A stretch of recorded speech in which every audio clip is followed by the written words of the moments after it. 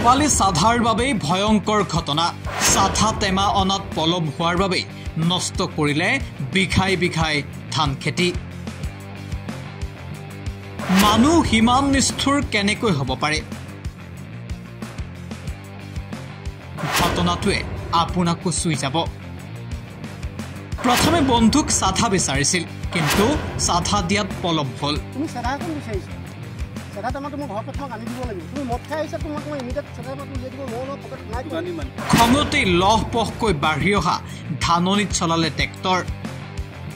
কামপুৰত সংঘটিত ঘটনাই জোকাৰিছে সমগ্ৰ ৰাজ্য প্ৰথমে চাওক এই ধাননিডৰা এতিয়া খেতিৰ সময় কপালৰ ঘাম মাটিত পেলাই মানুহে খেতি কৰে বছৰটোলৈ যাতে সুন্দৰকৈ চলিব পাৰে কিন্তু এই দৃশ্য কোনো কৃষক বা কোনো অসমীয়াই মানি ল'ব নোৱাৰে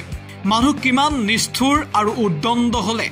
মাত্ৰ সাধা এপালি দিয়াৰ পলম কৰাৰ বাবে এইদৰে 30 বিঘা কৃষিভূমিত ট্ৰেক্টৰে হাল বাই লহপহকৈ বাঢ়ি অহা ধাননিডৰা নষ্ট কৰিব পাৰে এই দৃশ্যটোৱে নিশ্চিতভাৱে আপোনাৰ বুকুত কোনোবা চুকত খুন্দা মাৰিছে কাৰণ এনেকৈ যদি খালি ধানৰ খেতিডৰা নষ্ট কৰে কোনেও হয়তো কাহানিও মানি ল'ব নোৱাৰে কিন্তু এই ঘটনা সংঘটিত হৈছে নগাঁৱৰ কামপুৰত এই নিকৃষ্ট কাণ্ডটো সংঘটিত কৰিছে স্বৰাজ বৰা নামৰ এজন প্ৰাক্তন সৈনিকে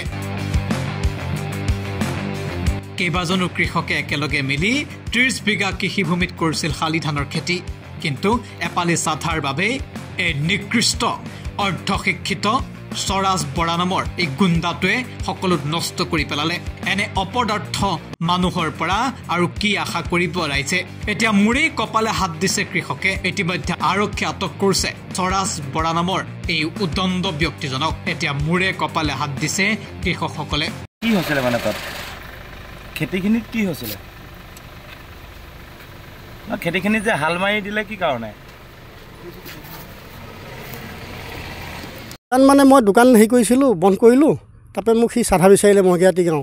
স্বৰাজ বৰাই তাৰপৰা মই বোলো সাধা টেমাটো মোৰ হাতত নাই সাধা ঘৰত আছে মই তোমাক আনি দিব লাগিব তাৰপৰা সাধা টেমাটো মই আনি দিলোঁ স্বৰাজ বৰাক আনি দিওঁতে ক'লে বোলে মই সাধা ভিখাৰী নেকি তাৰ বোলে এৰা তুমি কিবা খাই আহিছা যদি যোৱা সাধা নোখোৱা যদি মই তেনেকৈ ক'লোঁ কোৱাৰ পিছত বোলো হেৰি নহয় কৈছে ৰ'বাচোন মোক ৰ'বলৈ দিলে কৈছে তোমাৰ কাম তুমি কৰাগৈ মোৰ কাম মই কৰোঁগৈ বাছ তেনেকৈ কৈ সি 5-10 মিনিটমানৰ পিছতে সি ট্ৰেক্টৰখন উলিয়াই লৈ আহি মোৰ মাটি গোটেইখিনিত হাল বাই দিছে ক'ৰ মাটি আছে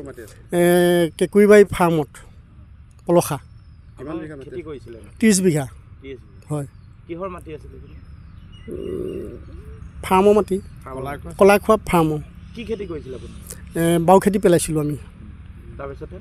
তাৰপিছত সি ট্ৰেক্টৰ মাৰি হাল মাৰি দিলে গোটেই মাটিটো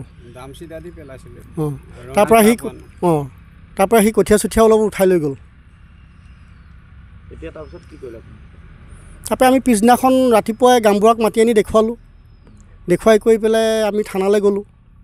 থানাত তেওঁলোকক মাতিলে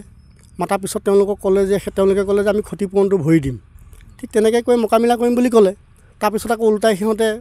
আমাৰ ওপৰত হেৰি কৰিছে কিবা পইচা বেছিকৈ বিচাৰিছোঁ বুলি পেলাই ব্লেম দিছেগৈ আমাক গৈ পেলাই সেইটোৱে আৰক্ষীয়ে ধৰি লৈ গৈছে মোৰ ঘৰ সেই মহগুৱাহাটী গাঁৱত মোৰ নাম প্ৰদীপ চন্দ্ৰ নাথ আমি 25জনীয়া গ্ৰুপ এটাই কলাইখোৱা ফাৰ্মত খেতি কৰিছিলোঁ আৰু কিহৰ খেতি কৰিছিলোঁ আমি ৰঞ্জিত চাহপোৱান আৰু সেই চাহপোৱান ধানটো দামচিদাই দি পেলাইছিলোঁ আৰু ধানটো বৰ ধুনীয়া উপযুক্ত ধান হৈছিলে আৰু যোৱা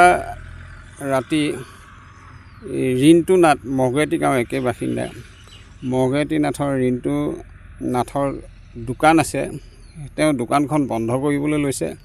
লোৱাৰ সময়তে আমাৰ মহগুৱাহাটী গাঁৱৰ মানে স্বৰাজ বৰা নামৰ এজন ব্যক্তি তেওঁ নিজা ট্ৰেক্টৰো আছে আৰু তেওঁ আহি ৰিণ্টু নাথৰ লগত অকণমান চেধাকণক লৈ পেলাই অলপ মানে বাদ প্ৰতিবাদ হৈছে আৰু বাদ প্ৰতিবাদ হোৱাৰ পিছত তাৰ 5 মিনিটৰ পিছতেই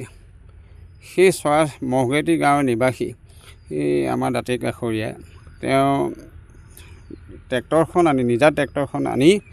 আমাৰ সেই 30 বিঘা মাটিটো ট্ৰেক্টৰে হাল বাই পেলাইছে ইমান চেধাকণৰ কাৰণে মানুহে ইমান নিকৃষ্টতালৈ যে নামিব পাৰে ইয়াৰ নিদৰ্শন আমি আগতে পোৱা নাই ইয়াই প্ৰথম পাইছোঁ এতিয়া আমাৰ যি এই ফাৰ্মত খেতি কৰিছোঁ। আমাৰ সতীৰ্থসকলো আমাৰ লগতে আছে। আমি ইয়াত বিষয়টো থানাত জনালোঁ, থানাত এজাহাৰ দিলোঁ। এজাহাৰ দিয়াৰ পিছত আমি ভাবিলোঁ আমি একে গাঁৱৰে মহগুৱাহাটী গাঁৱৰে বাসিন্দা আৰু ওচৰ চুবুৰীয়া বাসিন্দা, সেইকাৰণে এটা মীমাংসালৈ আহিব বিচাৰিছোঁ। মানুহ মাত্ৰে ভুল হৈ তেওঁ মীমাংসালৈ নাহিল আৰু তেওঁ আমাৰ এজাহাৰ ভিত্তিত কামপুৰ থানাই তেওঁক নগাঁও জিলালৈ চালান কৰিছে। নিউজ ডেস্ক, সস্তাৰ ৰিয়েলিটি।